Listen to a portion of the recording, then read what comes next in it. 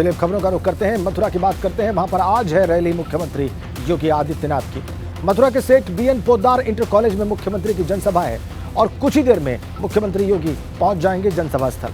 और आपको बताएं कि इससे पहले सीएम योगी आदित्यनाथ 6 जिलों में चुनाव प्रचार कर चुके हैं। ये हैं सहारनपुर, अमरोहा, शामली, रायबरेली, उन्नाव और लखनऊ। और आज वो पहुंच रहे हैं मथुरा।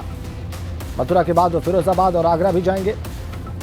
लेकिन मथुरा नगर निगम के जो मेयर पद के उम्मीदवार हैं भाजपा के, वहां पर जो नगर पालिका और नगर पंचायत के जो उम्मीदवार हैं उन सब के लिए मुख्यमंत्री आज लोगों से समर्थन की अपील करेंगे। सेठ बीएन पोद्दार कॉलेज में उनकी सभा है, बीएन पोद्दार इंटर कॉलेज, जहां पर जनसभा स्थल मुख्यमंत्री योगी आदित्यनाथ का। और बस कुछ ही देर में मुख्यमंत्री वहां पर पहुंचेंगे और उसके बाद वो लोगों को संबोधित करेंगे, उन्हें बताएंगे कि क्यों बीजेपी का समर्थन किया जाए। दबदबा रहा है मथुरा में बीजेपी का नगर निकाय चुनाव में, और वो दबदबा कायम रहे इसके लिए खुद मुख्यमंत्री योगी आदित्यनाथ चुनाव प्रचार के लिए वहां पर पहुंच रहे हैं। कुछ ही देर में जनसभा स्थल पर पहुंच जाएंगे मुख्यमंत्री योगी। सीधा आपको वहीं लिए चलते हैं, जनसभा स्थल B N Poddar inter college Mathura, जहां पर मौजूद है हमारे संवाददाता नितिन उपाध्याय। नितिन, अब मुख्यमंत्री के आने का समय हो चुका है, तो क्या सूचना है उनके आने की आपके पास? देखिए बिल्कुल राजेंद्र, देखिए मैं तस्वीरें दिखाना चाहता हूँ कि मुख्यमंत्री इसका जो हेलीकॉप्टर है वो इस समय मथुरा के आसमान में है। शायद कैमरे की जद से तो शायद नहीं वो विजुअल दिख रहा होगा, लेकिन ऑडियो से समझा जा सकता है, क्योंकि इस समय वो जो हेलीकॉप्टर है वो मथुरा के आसमान में गड़गड़ा रहा है। और कुछ 5 मिनट के भीतर मुख्यमंत्री योगी आदित्यनाथ मंच पर मौजूद होंगे। और ऐसे में आप देख सकते हैं कि ये जो जनसभा स्थल है, यहाँ बड़ी संख्या में लोग मौजूद हैं। 70 वार्ड के जो पार्षद हैं उसके प्रत्याशी मौजूद हैं, मेयर प्रत्याशी मौजूद हैं। इसके साथ ही जो 15 नगर निकाय से जुड़े हुए जो प्रत्याशी हैं, नगर पालिका परिषद, और 13 जो नगर पंचायत से जुड़े हुए प्रत्याशी हैं वो यहाँ मौजूद हैं। और संगठन के तमाम लोग मौजूद हैं, उनको सुनने आए। तो किस तरह से ट्रिपल इंजन की सरकार का गठन हो, इसके लिए पूरी तरह से जो कमान है मुख्यमंत्री योगी आदित्यनाथ ने संभाल ली है। 12 बजे से जिनका जो तय कार्यक्रम है 12 बजे से 12:50 का, तो करीब मंच पर पहुँचने तक वो करीब 10 मिनट उनका जो कार्यक्रम है वो तय कार्यक्रम से लेट चल रहा है। कुल मिलाकर मुख्यमंत्री योगी आदित्यनाथ आज मथुरा में लोगों से जनसमर्थन की अपील करेंगे। किस तरह से शहरों का विकास हो रहा है, नगर निगम पर किस तरह से भारतीय जनता पार्टी का अगर कब्जा एक बार फिर से बरकरार रहेगा, तो किस तरह से जो प्रदेश की जो पॉलिसी है उसको लागू किया जा सकेगा। सड़क, नाली, खरंजा जैसे मुद्दों पर मुख्यमंत्री योगी आदित्यनाथ को लेकर उनका क्या विजन है, इस पर आज मुख्यमंत्री योगी आदित्यनाथ अपनी बात रखेंगे। मंच पर जो तमाम संगठन के पदाधिकारी हैं, जो एमएलसी हैं, तमाम जो एमएलए हैं, तमाम जो प्रत्याशी हैं वो यहाँ मौजूद हैं, और जो एक्स मेयर कैंडिडेट मुकेश आर्यबंधु भी यहाँ नजर आ रहे हैं। तो कुल मिला के यहाँ एक लोगो भी लिखा हुआ है, एक मैसेज भी देने की कोशिश की गई है, सोच ईमानदार, काम दमदार, एक बार फिर ट्रिपल इंजन की सरकार। यानी मुख्यमंत्री जो अभी तक डबल इंजन की सरकार की बात करते थे, अब ट्रिपल इंजन की बात कर रहे हैं। यानी नगर निकाय तीसरे लेवल की सरकार होती है।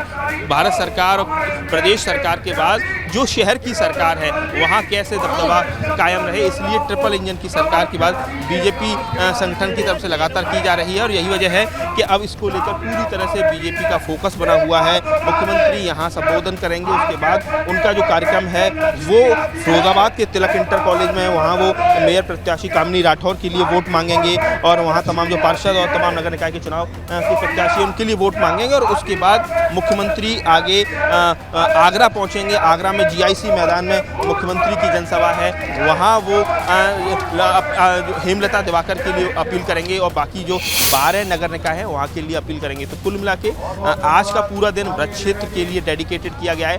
ब्रज क्षेत्र में 13 लोकसभा, 65 विधानसभा आती हैं। ब्रज क्षेत्र की बात की जाए तो बीजेपी के सांगठनिक दृष्टि से 6 नगर निगम आते हैं, उसमें 3 नगर निगम आगरा मंडल में पड़ते हैं। तो आप समझ सकते हैं कि ब्रज क्षेत्र बीजेपी के लिए बहुत ही फर्टाइल पॉलिटिकल लैंड है, बहुत ही उर्वर जो राजनीतिक भूमि है। और ऐसे में बीजेपी की कोशिश ये है कि मुख्यमंत्री की अगर एक जनसभा हो जाती है तो जो गेम है, जो पॉलिटिकल जो इलेक्शन है, वो पूरी तरह से एक तरफा हो जाएगा। यही वजह है कि मुख्यमंत्री ने खुद उतरने का फैसला किया है। अब समीकरण बता दिए, ब्रज क्षेत्र के समीकरण आपने बता दिए कि कैसे 13 लोकसभा सीटें हैं, 65 विधानसभा सीटें हैं, और इस आगरा मंडल की बात करें तो यहाँ पे 3 नगर निगम हैं। लेकिन फिरोजाबाद भी आज मुख्यमंत्री को जाना है। नितिन हमारे साथ बने हुए हैं। फिरोजाबाद में क्या समीकरण है वो आपको दिखाते हैं। मेयर उम्मीदवार हैं कामिनी राठौर भाजपा की, उनके मुकाबले हैं मसरूर फातिमा सपा की, बसपा की रुखसाना बेगम और नुजत अंसारी कांग्रेस पार्टी की। 4 महिला उम्मीदवार 4 अलग अलग दलों की, और इसमें 3 मुस्लिम महिलाएं हैं जो विपक्षी दल हैं। तो फिरोजाबाद के ये मेयर उम्मीदवार हमने आपके सामने रखे। अब आगरा का जो समीकरण है वो हम आपको दिखाने जा रहे हैं। ये रहा आगरा के मेयर उम्मीदवार। भाजपा से प्रत्याशी हैं हेमलता दिवाकर, सपा से जूही प्रकाश, कांग्रेस से लता कुमारी और बसपा से लता वाल्मीकि। तो ये महिलाओं के लिए सीट यहाँ पर, और 4 महिला उम्मीदवार चारों दलों की, चारों प्रमुख दलों की आपकी स्क्रीन पर।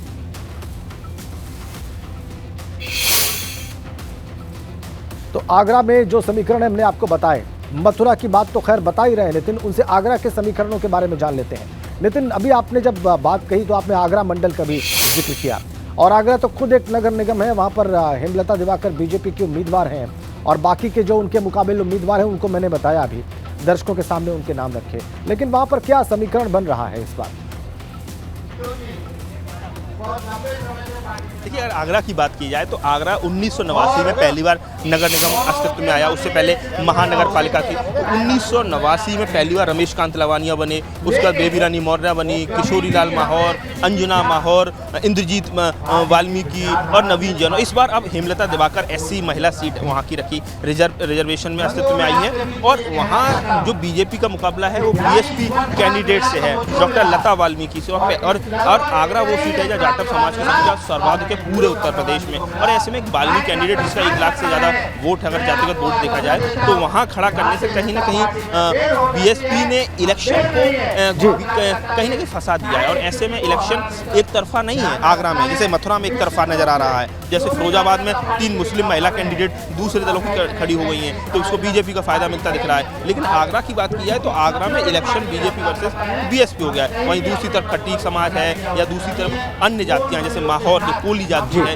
इन जातियों से लोग अपने दल के, अपनी जाति के नेता को टिकट मांग रहे थे, लेकिन नहीं मिला। कल हमने दिखाया ABP गंगा ने खटीक समाज ने बहिष्कार का, BJP बहिष्कार का ऐलान किया है। तो ये अगर पॉलिटिकल सिनारियो दिखा जाए और अगर कास्ट फैक्टर को अगर बिल्कुल उसको अगर सतह पर रखा जाए तो ये नज़र आ रहा है कि इस समय जो बीजेपी का जो राहें हैं इतनी आसान नहीं है। साल 2012 में जब इंद्रजीत आर्य बीजेपी कैंडिडेट थे और करतार सिंह भारतीय समाजवादी पार्टी से BSP से यहाँ आगरा में मेयर कैंडिडेट थे, 15,000 से ही इंद्रजीत आर्य बीजेपी से जीत पाए थे। जब आप कह रहे हैं कि इस बार भी बीजेपी के लिए मुकाबला आसान नहीं है आगरा में। वहाँ पर जो जातिगत समीकरण है और जिस तरीके से उम्मीदवार विपक्ष ने और खासकर बसपा ने उतारे हैं, उसने मुकाबले को वहाँ रोचक बना दिया है। धन्यवाद आपका नितिन फिलहाल के लिए। लेकिन जैसे ही मुख्यमंत्री आएंगे हम तस्वीरें फिर से एक बार दिखाएंगे BN पोद्दार इंटर कॉलेज की, जहाँ पर जनसभा है और जहाँ पर आप इस वक्त उपस्थित हैं। बहुत धन्यवाद फिलहाल के लिए नितिन आपका।